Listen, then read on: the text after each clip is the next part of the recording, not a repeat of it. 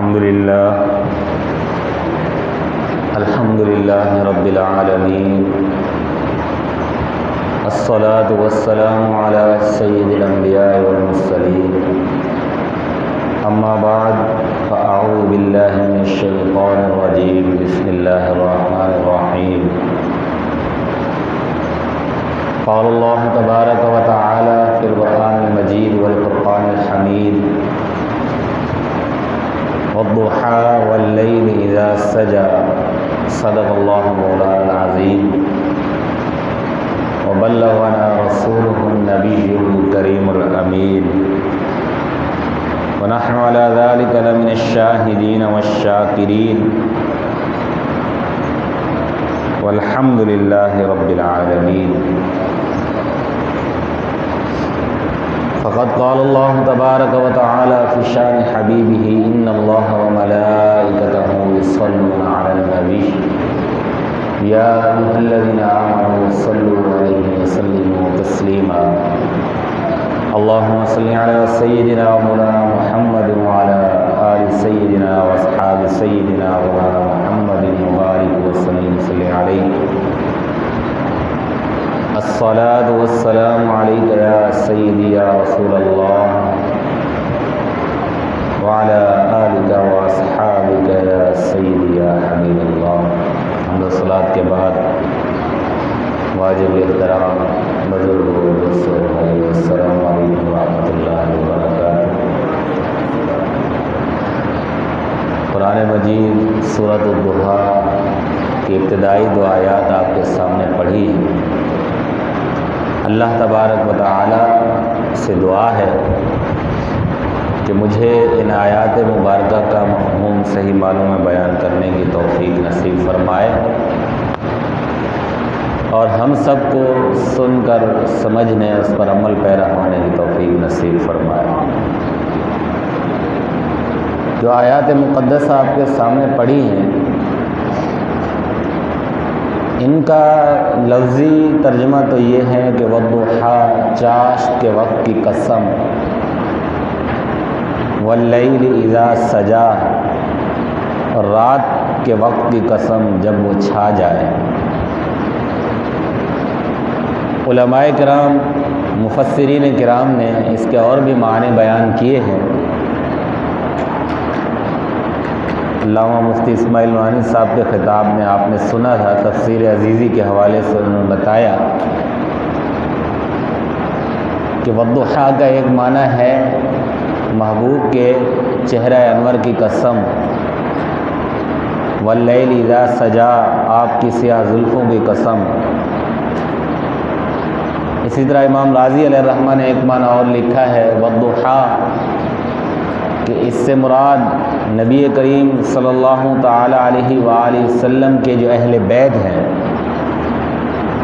ان میں مردوں کی قسم. واللیل سے مراد آپ کے اہل بیت طہار کی جو خواتین ہیں ان کی قسم. تو مختلف قسم کے معنی علماء نے بیان کیے ہیں. تو یہاں پر والضحیٰ جن علماء نے اس سے نبی کریم صلی اللہ علیہ وآلہ وسلم کا چہرہ انور مراد لیا ہے، اور واللیل اذا سجا آپ صلی اللہ علیہ وآلہ وسلم کی مبارک زلفیں مراد لی ہیں. تو ان آیات مبارکہ کی روشنی میں میں آپ کے سامنے نبی کریم صلی اللہ علیہ وآلہ وسلم کے مبارک حسن کی بات کروں گا. احادیث مبارکہ میں آپ صلی اللہ علیہ وآلہ وسلم کے حسن کے متعلق بہت کچھ موجود ہے. بخاری شریف کے اندر حدیث ہے، حضرت براء بن عازب رضی اللہ تعالی عنہما بیان کرتے ہیں کہ رسول اللہ صلی اللہ علیہ وآلہ وسلم حسن و جمال میں سب سے بڑھ کر تھے، اور اپنے اخلاق میں، اپنے کردار میں بھی آپ صلی اللہ علیہ وسلم سب سے بڑھ کر تھے. ایک حدیث پاک میں آتا ہے، حضرت ابو ہریرہ رضی اللہ تعالی عنہ بیان کرتے ہیں میں نے نبی کریم صلی اللہ علیہ وآلہ وسلم سے زیادہ بڑھ کر حسین کسی کو نہیں دیکھا۔ ایسا معلوم ہوتا تھا کہ آپ کے رخ انور کے اندر سورج رواں دواں ہو۔ اور ایک حدیث پاک میں آتا ہے، حضرت جابر بن سمرہ رضی اللہ عنہ بیان کرتے ہیں، چاندنی رات تھی، چمکتی ہوئی رات، اور میں اس وقت نبی کریم صلی اللہ علیہ وآلہ وسلم کی زیارت کے لیے حاضر ہوا۔ آپ صلی اللہ علیہ وسلم نے ایک سرخ پوشاک زیب تن کی ہوئی تھی، حلہ پہنا ہوا تھا۔ میں کبھی رسول اللہ صلی اللہ علیہ وآلہ وسلم کے رخ انور کی طرف دیکھتا، کبھی میں چاند کی طرف دیکھتا، یعنی تقابل کرتا رہا، حضور کے رخ انور کو دیکھتا، پھر چاند کی طرف دیکھتا، اور کافی دیر تک یہ سلسلہ رہا۔ آخر میں یہ تجزیہ کیا کہ آپ صلی اللہ علیہ وسلم 14ویں کے چاند سے زیادہ دلربا اور حسین ہیں۔ اور علامہ ملا علی قاری علیہ الرحمہ نے لکھا ہے، چاند کا جو نور ہے، جو چاند کی روشنی ہے، وہ اس کی اپنی نہیں ہے، وہ سورج سے روشنی لیتا ہے، مستعار ہے، یعنی ادھار لی ہوئی ہے اس۔ یہی وجہ ہے کہ چاند کی روشنی کبھی کم یا زیادہ ہوتی رہتی ہے، کیونکہ اپنی روشنی نہیں ہے، سورج سے جس قدر روشنی لیتا ہے۔ اور اس کے مقابلے میں نبی کریم صلی اللہ علیہ وآلہ وسلم کے رخ مبارک کا جو نور ہے، وہ آپ سے جدا نہیں ہوتا، دن ہو یا رات ہو ایک ہی رہتا ہے، کیونکہ آپ کا یہ ذاتی وصف ہے۔ چاند تو سورج سے لیتا ہے، اور آقا علیہ الصلوۃ والسلام کا یہ رخ انور کا جو نور ہے، یہ آپ کا ذاتی وصف ہے۔ تو اسی پر امام اہل سنت اعلیٰ حضرت امام احمد رضا خان فاضل بریلی نے فرمایا، برق انگشت نبی چمکی تھی اس پر ایک بار۔ چاند کے اوپر آقا علیہ الصلوۃ والسلام نے جب وہ معجزہ ہوا، شق القمر، چاند دو ٹکڑے ہوا، اس پر ایک مرتبہ حضور کی مبارک انگشت چمکی تھی۔ حضور نے اشارہ فرمایا تھا، تو فرمایا کہ آج تک ہے سینہ مہم نشان سوختہ، چاند کے سینے میں آج بھی حضور کی اسے ایک انگلی کا نشان موجود ہے۔ ایک شاعر نے یہ کہا، اسی حدیث پاک کو سامنے رکھ کے حضرت جابر بن سمرہ کی، کہ چاند سے تشبیہ دینا یہ کہاں کا انصاف ہے،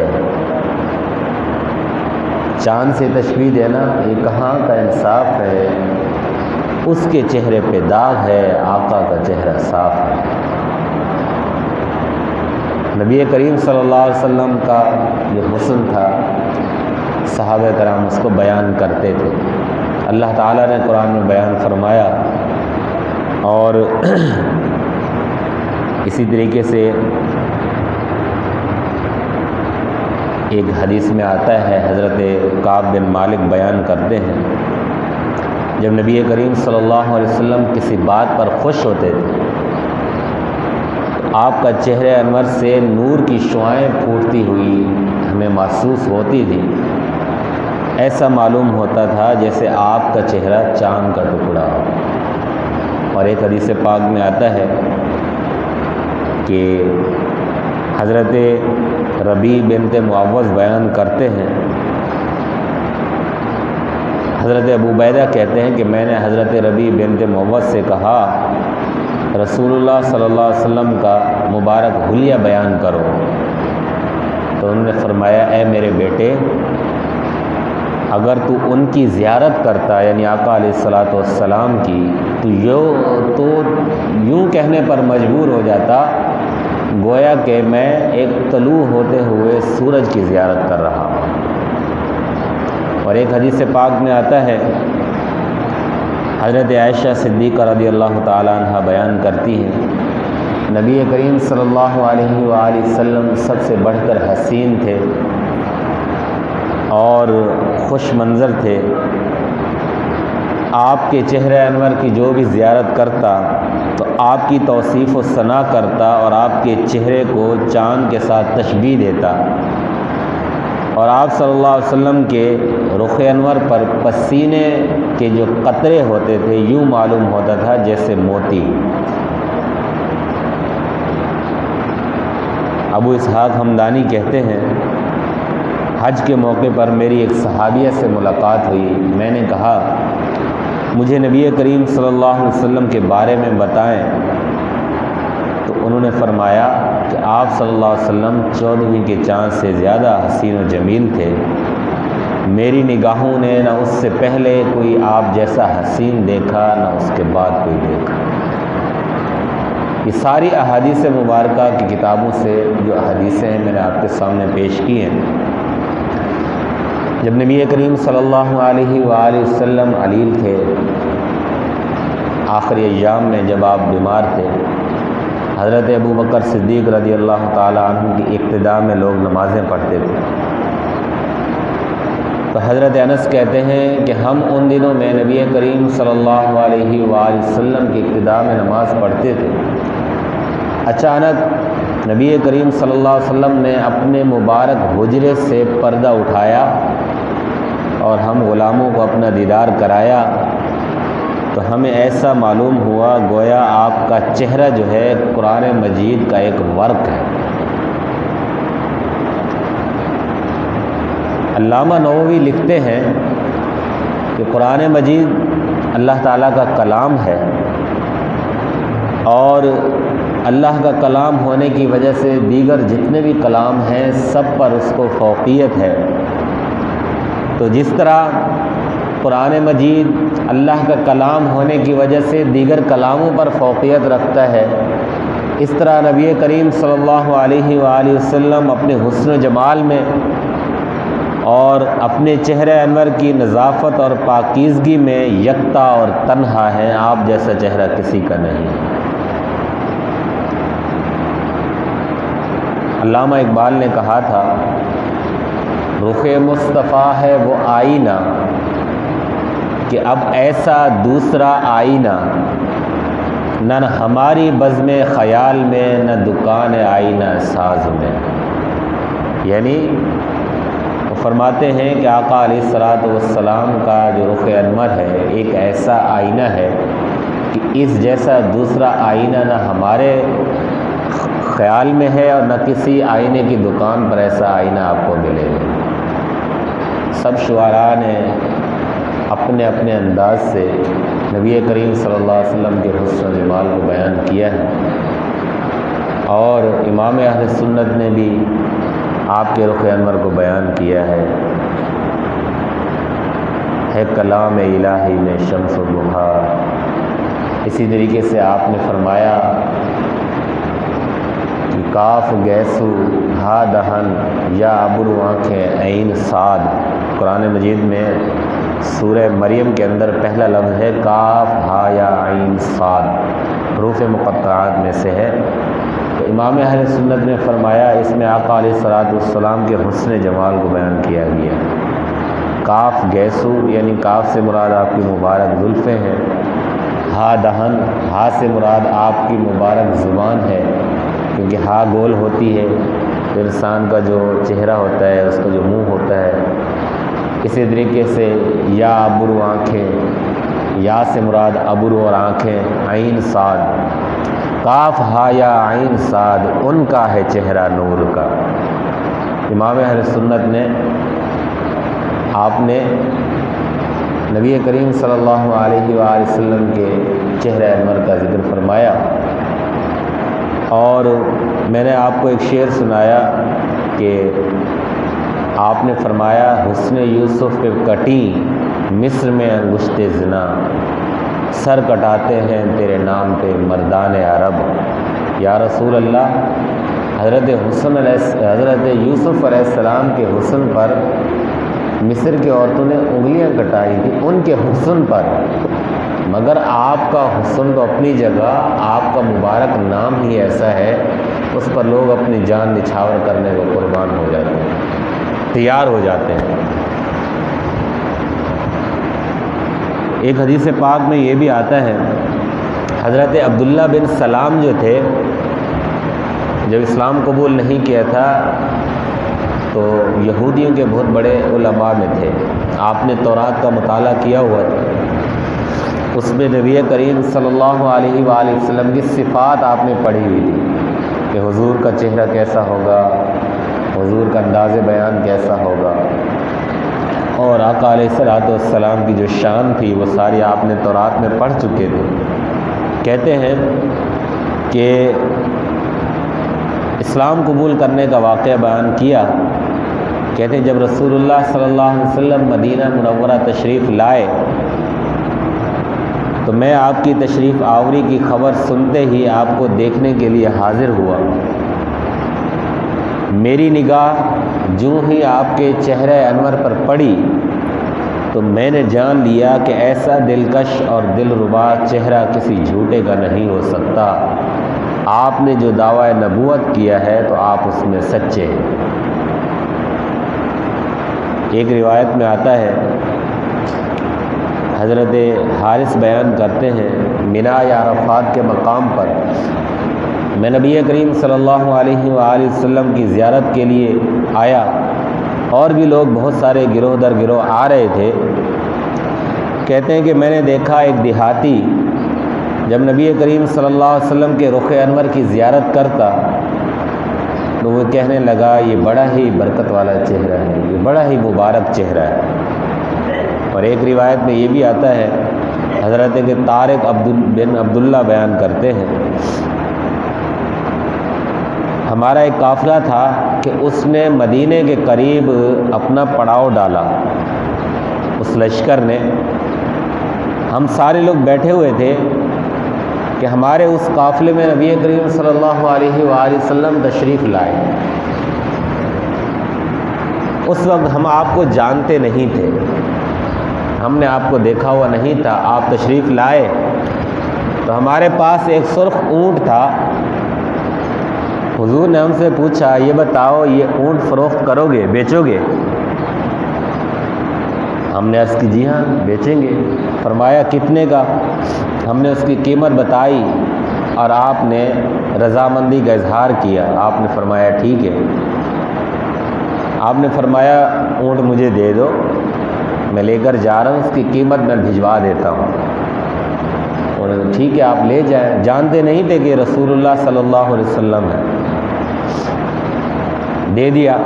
اب لوگوں نے باتیں شروع کرنی اور آپس میں ہمیں یہ فکر ہوئی کہ ہم نہ جانتے ہیں، نہ جان پہچان ہے، نہ اتا پتہ آپ کا معلوم ہے، تو ایسے ہی ہم نے اپنا اونٹ دے دیا اور ابھی قیمت تو ہم نے وصول نہیں کی۔ ہم اسی کشمکش میں ایک دوسرے سے باتیں کر رہے تھے تو ہمارے اندر ایک خاتون تھی، اس نے ہماری اس پریشانی کو دیکھا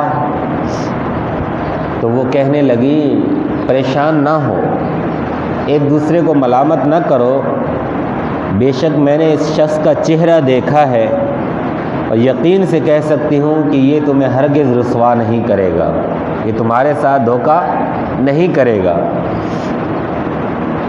کیونکہ میں نے اس شخص کے چہرے کو 14ویں چاند سے بڑھ کر حسین دیکھا ہے۔ اس خاتون نے کہا، آپ کے چہرے انور کو دیکھ کر اس نے کہا کہ پریشان نہیں ہونا، تمہارے ساتھ کوئی نقصان تمہارا نہیں ہوگا۔ تو پھر جب شام کا وقت ہوا تو ایک شخص ان کے پاس آیا، اس نے کہا مجھے رسول اللہ صلی اللہ علیہ وسلم نے تمہارے پاس بھیجا ہے، تمہارے اونٹ کی وہ قیمت لے کر آیا ہوں، اور رسول اللہ صلی اللہ علیہ وسلم نے کھجوریں تمہارے لیے بھیجی ہیں، تم پیٹ بھر کر کھجوریں کھاؤ اور جتنی بھی قیمت بنتی ہے وہ وصول کر لو۔ امام حاکم نے یہ روایت لکھی ہے۔ تو نبی کریم صلی اللہ علیہ وآلہ وسلم کے اسی دلکش اور دلربا اور حسین چہرہ انور کی اللہ تبارک و تعالی نے قرآن مجید میں قسم کھائی ہے۔ والضحى واللیل اذا سجا۔